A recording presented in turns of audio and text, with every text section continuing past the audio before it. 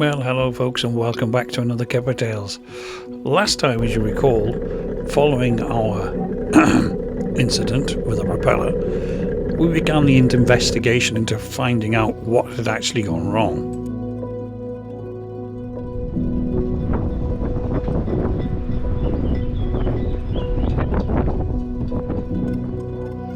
There's a boat here I recognise. Completely thrown me by actually taking out the opposite direction to last time.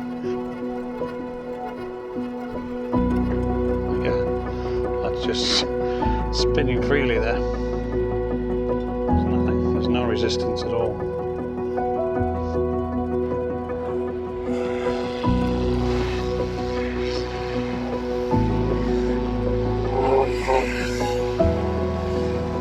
Slapping the nut here, which is now just hand tight off. Now really we should need a press to get this propeller off here, but I suspect the answer to that question is no.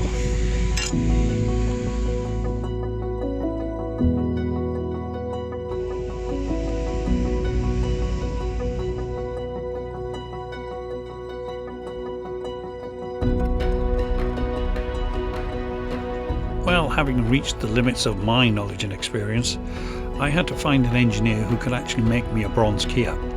Now this meant another trip back to Neyland, and I got an engineering company to make one especially to fit that propeller.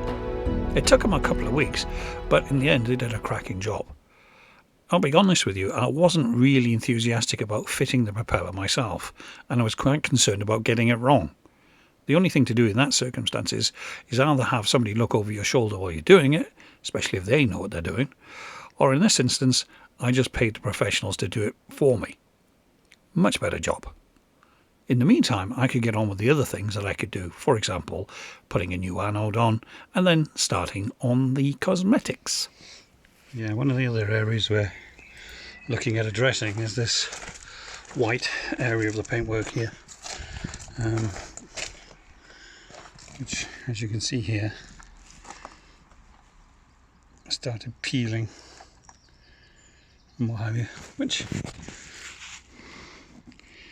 you know, not entirely surprising really, is it?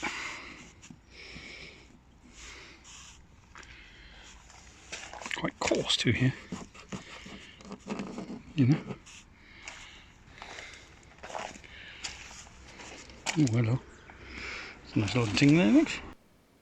Having spotted this, I was concerned it might be some sort of osmotic blister, but then I realised it's directly below the anchor fade, so it's actually a prang from the anchor.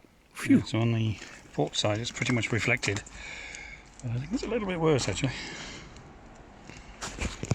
You can see down to the blue that was underneath there.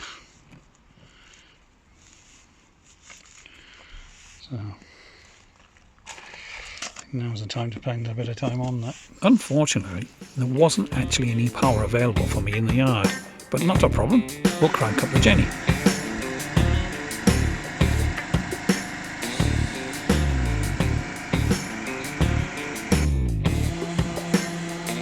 And so it was all hands to the pumps and a few conscripts, and it was on with the sanding.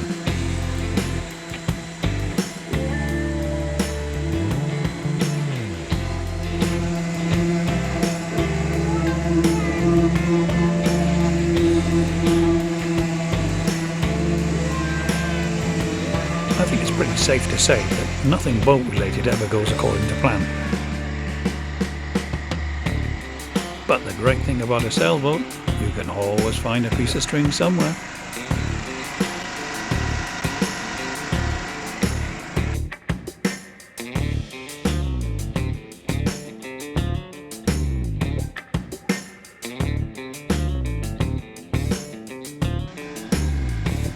After a number of hours of sanding and general prep, the only thing we could do now was actually wait until we got some weather windows so we could actually apply the paint and the primer and so forth at the recommended intervals.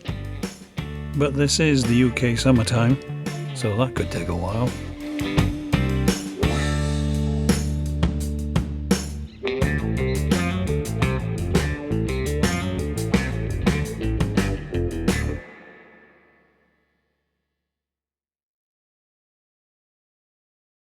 And the other job I want to do is this.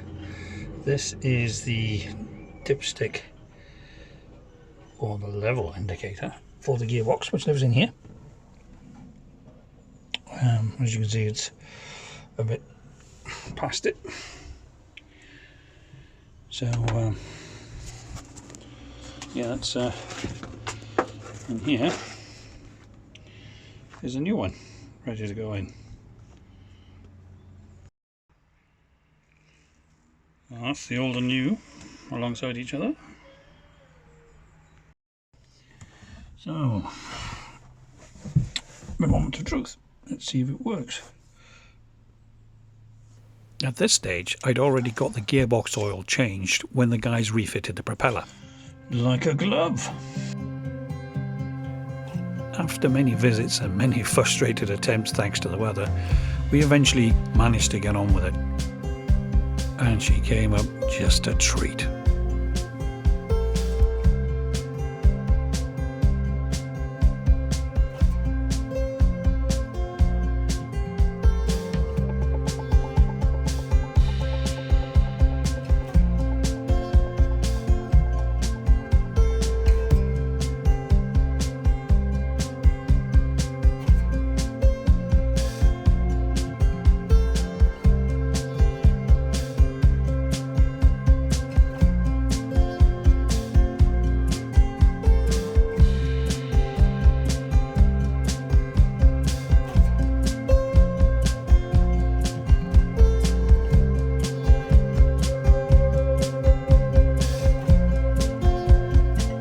Well, she's looking 100% better, but there's still a long way to go on the cosmetics.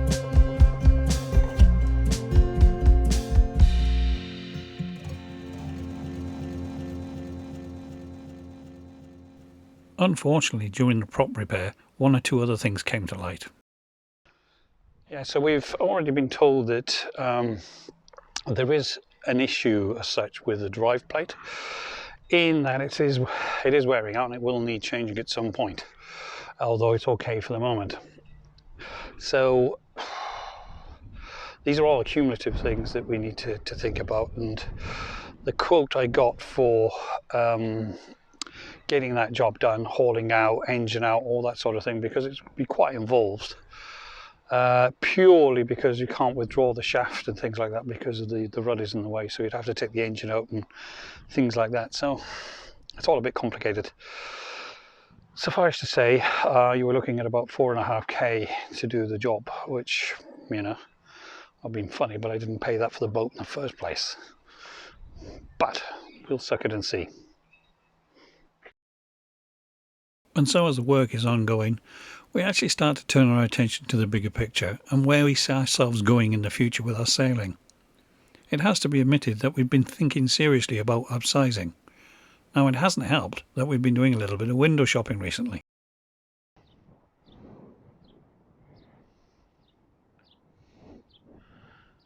Well, there she is again.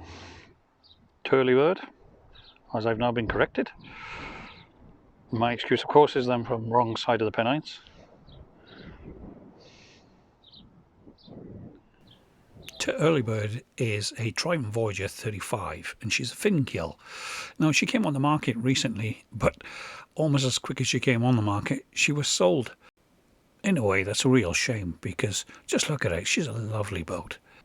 It would have been really interesting to have a look round her. But she's got one hell of a history. She's actually done a full circumnavigation of the world, and there's a really interesting book written about her called The Voyages of Turleybird. Well worth a read.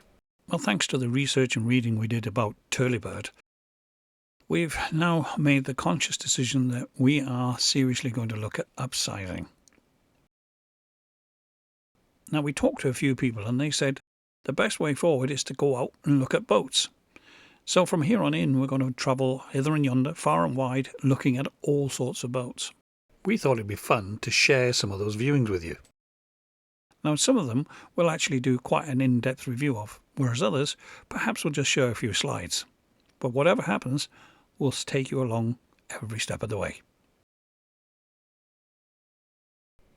At this stage, there's no guarantee that any change is going to happen.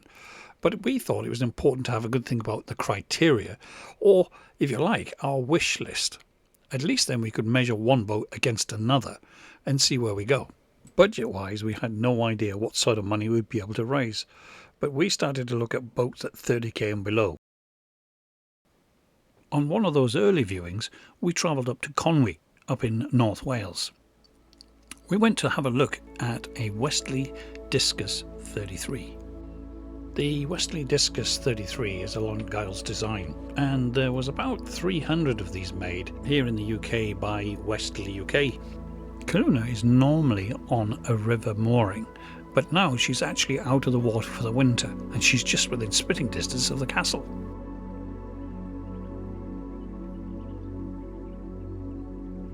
So just to give you some measurements then, as the name suggests, the 33 obviously is 33 foot long, or 10.14 metres. And that gives you a waterline length of about 28.5 feet. Now, to put that into perspective, that's about the same length as Kipper overall. Now, the interesting thing for us as well, of course, is the beam of the boat, or the width of the boat. Now, Kipper is 8.5 foot thereabouts, whereas the Westerly Discus 33 is just over 11. So that means you're actually gaining some space below, which is again part of our criteria. Like Kipper, Kaluna is a bilge keel boat. Of course, the advantage of the bilge keel is that you can actually dry the boat out. For example, you can beach it if you need to. Of course, the downside is that you do lose a certain degree of sailing performance. The fin keel versus bilge keel debate is going to be a recurring theme for us. Unfortunately, on this visit, we weren't actually on an official viewing, so we could only view from afar and couldn't get a look inside. But just to give you an idea, here are a few snaps from elsewhere. As you remember from our criteria, we really wanted an aft cabin. In this case, you could say that the aft cabin is more functional rather than comfortable. While we didn't get to see Kaluna inside, we did have a look at another Discus down in Pembrokeshire. This one was a great example, and she just returned from a cruise right round the UK. Unfortunately, as soon as she came on the market, she was sold. But I do think that the Westerly Discus is going to be on our radar and will definitely make the shortlist. And so our boat shopping continues. Don't forget, folks, do leave a comment if you want to share in this experience and have any thoughts on any of the boats that we view. Join us next time for our first in-depth boat viewing.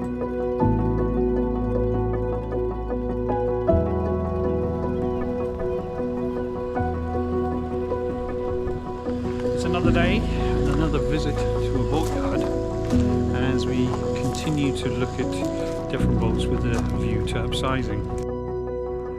Now we've come up to North Wales, to Anglesey. It's the Snowdonia National Park, but really looking at it, we could almost be in Scotland, couldn't we?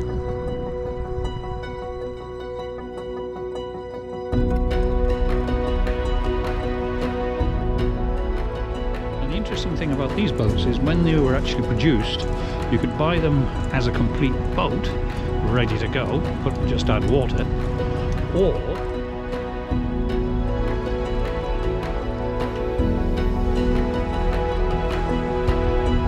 the aft cabin, and I would say very much this is what we call a generous single rather than the double.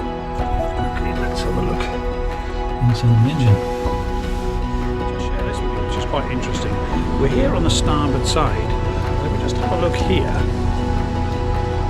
We've got the exhaust port, which is what a cool, but interesting.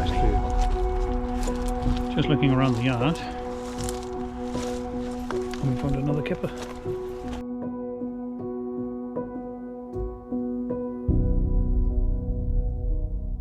Thanks for being part of this journey, folks. Don't forget, hit that bell and stay up to date with all the latest developments.